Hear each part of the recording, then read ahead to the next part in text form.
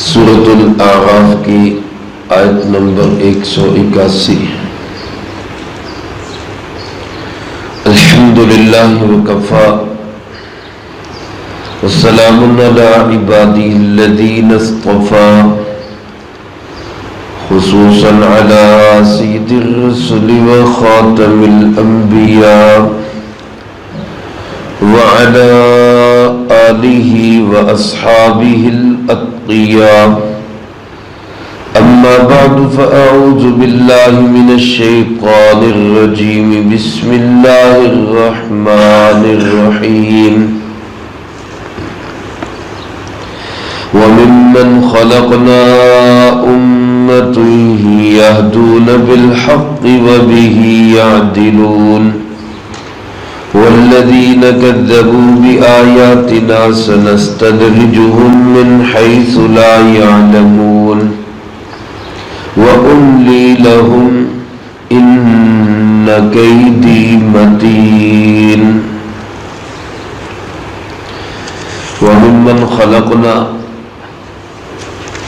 اور جن کو ہم نے پیدا کیا ہے ان میں امتن، ایسی بھی امت ہے، یہدون بالحق، جو حق کی رہنمائی کرتے ہیں، وبہ یعدلون، اور حق کے ذریعے ہی عدل و انصاف کرتے ہیں، والذین کذبوا بآیاتنا، اور وہ لوگ جنہوں نے ہماری آیات کو جھٹلایا، سنستدرجہم من حیث لا یعلمون، ہم ان کو آہستہ آہستہ ایسی جگہ سے پکڑیں گے کہ ان کو علم بھی نہیں ہوگا، وَأُمْلِي لَهُمْ، اور میں ان کو مہلت دیتا ہوں، إِنَّ كَيْدِي مَتِينٌ، بے شک میرا داؤ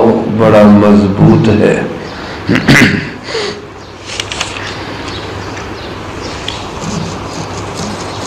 اس سے پہلی آیات مبارکہ میں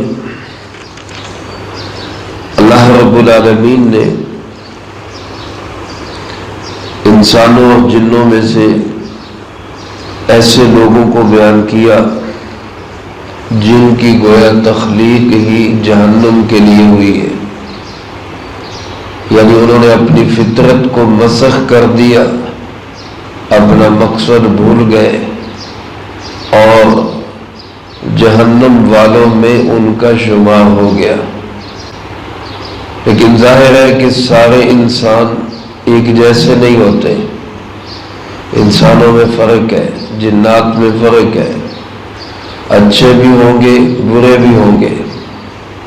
قرآن کریم نے اسی کا تجزیہ کرتے ہوئے فرمایا وَمِمَّنْ خَلَقْنَا أُمَّةٌ، ہمارے پیدا کیے ہوئے انسانوں جنات میں ایسی بھی امت ہے جن کے اندر دو صفات ہے، ایک تو یہدون بالحق، حق کی رہنمائی کرتے ہیں، اور دوسری صفت یہ کہ وَبِهِ يَعْدِلُونَ، حق کے ذریعے ہی عدل اور انصاف کرتے ہیں۔ یہی دو صفات اللہ تعالیٰ نے حضرت سیدنا موسیٰ علیہ نبینا علیہ السلام کی قوم کی بیان کی، وَمِن قَوْمِ مُوسَىٰ أُمَّةٌ يَهْدُونَ بِالْحَقِّ وَبِهِ يَعْدِلُونَ۔ موسیٰ علیہ السلام کی قوم میں ایسے لوگ بھی موجود ہیں جو حق کی رہنمائی کرتے ہیں اور عدل اور انصاف سے کام لیتے ہیں۔ میرے عزیز دوستو، یہ دو صفات ایسی ہیں کہ جو اس امت کا درہ امتیاز ہے۔ اس امت میں ہر دور کے اندر ایسے لوگ رہیں گے جو حق کا علم اٹھائے رکھیں گے۔ ایک حدیث پاک میں آپ علیہ السلام نے ارشاد فرمایا کہ میری امت میں ایک جماعت ہمیشہ ایسی رہے گی کہ جو حق پہ قائم رہے گی، حق کو قائم رکھے گی، اور دنیا کے کسی بھی انسان کی کسی طرح کی بھی مخالفت ان کو اپنے موقف اور مشن سے ہٹا نہیں سکے گی۔ اللہ مجھے آپ کو بھی ان لوگوں میں شامل فرما دے جو ہمیشہ حق کا راستہ اپنانے والے ہیں۔ اور دوسری صفت ان کی یہ ہے کہ یہ عدل کرنے والے ہیں۔ عدل کا معنی اپنے باہمی نزاعات میں، جھگڑوں میں عدل اور انصاف بھی ہے، اور عدل کا معنی ہر معاملے میں اعتدال بھی ہے۔ ہمارے یہاں یہ اعتدال اور میانہ روی کا راستہ عام طور پہ چھوڑ دیا جاتا ہے۔ قومی عصبیت، لسانی عصبیت، فرقہ وارانہ عصبیت، جماعتی اور گروہ بندی کی عصبیت، پارٹی بازی ایسی آگے آ جاتی ہے کہ ہم حق کو بھول جاتے ہیں، اور میری جماعت کیا کہہ رہی ہے، میری پارٹی کیا کہہ رہی ہے، میرے لوگ کیا کہہ رہے ہیں، میرا خاندان کیا کہہ رہا ہے۔ یہ چیزیں ایسی آڑے آتی ہیں کہ حق پیچھے رہ جاتا ہے، عدل اور انصاف بھول جاتا ہے۔ اللہ کے محبوب علیہ السلام نے تو ہمیں یہ ہدایت دی تھی کہ کسی سے محبت بھی کرو تو اعتدال کے ساتھ کرو، اور کسی سے نفرت بھی کرو تو اعتدال کے ساتھ کرو۔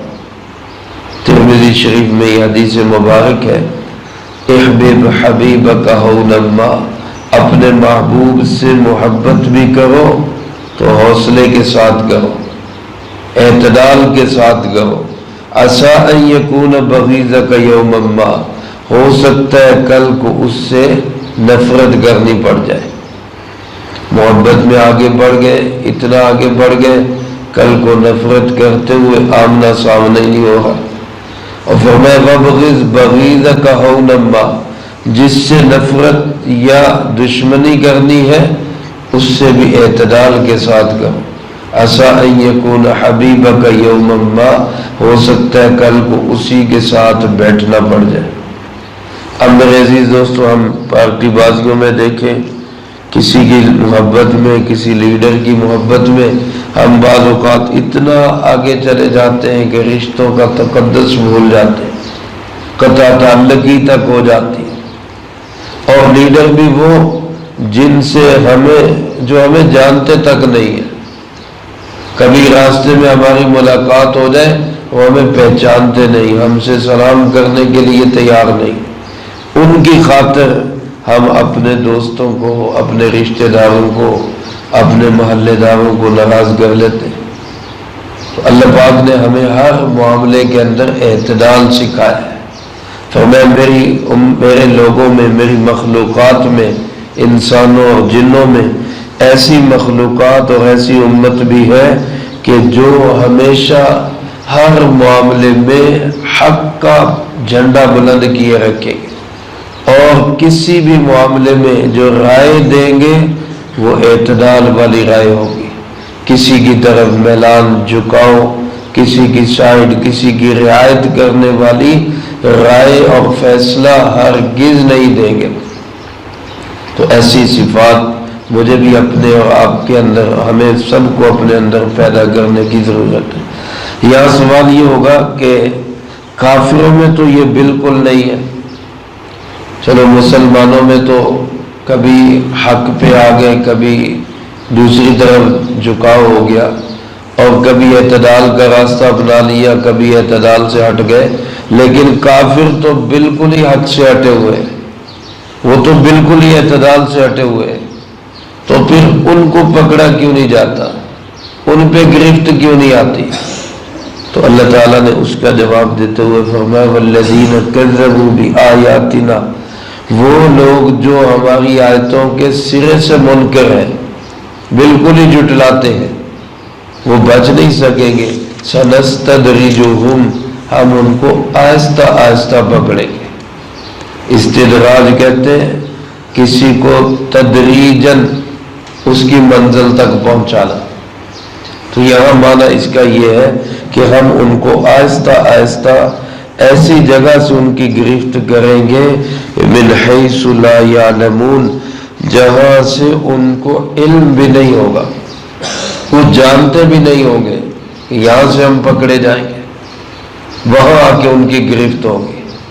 علماء نے لکھا ہے استدراج اس کو بھی کہتے ہیں کہ اللہ پاک کسی کو مہلت دے، ڈھیل دے، گناہوں کے باوجود، ظلم اور ستم کے باوجود اگر کسی پر نعمتوں کی فراوانی ہو رہی ہے اور اس کا اس طرف دھیان بھی نہیں جاتا کہ میرے اوپر کوئی گرفت نہ آ جائے، تو سمجھ جائے کہ اس کو اللہ پاک ڈھیل دے رہے، استدراج میں پکڑا ہوا ہے۔ آج بعض اوقات کافروں کی ترقی کو دیکھ کر ہم مسلمان یہ سمجھنے لگ جاتے ہیں کہ پتہ نہیں ہم حق پہ بھی ہیں کہ نہیں ہیں، اور یہی صحیح نہ ہو کہ اللہ کی ان پہ اتنی نعمتیں، حالانکہ اللہ پاک نے فرمایا وَلَوْ أَنَّهُمْ ظَلَمُوا أَنفُسَهُمْ کہ لوگ جب ظلم کرتے ہیں، لوگ جب آپس میں ایک دوسرے پر ظلم کرتے ہیں تو فرمایا فَتَحْنَا عَلَيْهِمْ أَبْوَابَ كُلِّ شَيْءٍ ہم ہر چیز کے دروازے کھول دیتے ہیں، فتوحات کے دروازے کھول دیتے ہیں، مال کی فراوانی، چیزوں کی فراوانی، پھر اچانک ہم پکڑتے ہیں۔ جس کو اللہ پاک ڈھیل دے رہے ہوتے ہیں اس کو اندازہ بھی نہیں ہوتا کہ مجھے ڈھیل مل رہی ہے، اس لیے اللہ کی پکڑ سے ڈرنا چاہیے۔ اللہ ہم سب کو اپنی پکڑ سے محفوظ رکھے، ورنہ وہ اللہ ایسا قدرتوں والا اللہ ہے کہ پست کو، ذلیل کو اللہ رب العالمین اونچا کر دے، عزت والا کر دے، اس کے لیے کوئی مشکل نہیں، اور عزت والوں کو، بلند مرتبے والوں کو ایک لمحے کے اندر دھول چٹا دے، اس کے لیے یہ بھی کوئی مشکل نہیں۔ وہ جو چاہے، جب چاہے، جیسا چاہے کر سکتا ہے۔ اس لیے ہمیشہ اللہ تعالیٰ کی پکڑ سے ہمیں ڈرتے رہنا چاہیے۔ تو فرمائے کہ ہم ان کو ایسی جگہ سے پکڑیں گے ان کو اس کا علم بھی نہیں ہوگا۔ اللہ پاک فرماتے وَأُمْلِي لَهُمْ میں ان کافروں کو، بے ایمانوں کو، ظالموں کو مہلت دیتا ہوں، لیکن یہ نہیں کہ میرے اندر کوئی کمزوری ہے، قوت نہیں۔ فرمایا اِنَّ کَیْدِی مَتِین میرا داؤ، میری چال بڑی مضبوط ہوتی ہے۔ قید کا معنی ہمارے یہاں تو مکر کیا جاتا ہے، لیکن عربی میں اس کا معنی تدبیر ہوتا ہے۔ اللہ پاک جب تدبیر کرتے ہیں تو اللہ کی تدبیر سے پھر کوئی بچ نہیں سکتا۔ اس لیے فرمایا کہ ان کافروں کی دنیاوی ترقی سے تمہارے منہ میں پانی نہ آئے، بلکہ اس چیز پہ نظر رہے کہ ہم وہ اعمال کریں جن اعمال سے ہمارا اللہ ہم سے راضی ہو جائے، اللہ کا محبوب علیہ السلام ہم سے خوش ہو جائے۔ اس کا ایک ہی طریقہ ہے اللہ کی کتاب کو اور اللہ کے محبوب علیہ السلام کی سنت کو مضبوطی سے تھامے۔ فتنوں سے بچنے کا راستہ بھی یہی ہے، اور دنیا آخرت میں کامیابی کا راستہ بھی صرف یہی راستہ ہے۔ اللہ پاک مجھے آپ کو سب کو کہے سنے پہ عمل کر کے دوسروں تک پہنچانے کی توفیق عطا فرمائے۔ اللہم لک الحمد کما ينبغی لجلال وجہک وعظیم سلطانک، اللہم لا احصی ثناء علیک انت کما اثنیت علی نفسک، اللہم لک الحمد کما انت اہل فصلی علی محمد کما انت اہل وافعل بنا ما انت اہل فإنک اہل التقوی واہل المغفرہ۔ اللهم وفقنا لما تحب وترضى من القول والعمل والفعل والهدي والنية إنك على كل شيء قدير۔ اللهم زدنا ولا تنقصنا وأكرمنا ولا تهنا وآثرنا ولا تؤثر علينا وانصرنا ولا تنصر علينا وامكر لنا ولا تمكر علينا۔ اللهم يسر الهدى لنا، اللهم إنا نسألك الهدى والتقى والعفاف والغنى، ربنا تقبل منا إنك أنت السميع العليم وتب علينا إنك أنت التواب الرحيم۔ صلى الله تعالى على خير خلقه محمد وعلى آله وأصحابه أجمعين برحمتك يا رحمن۔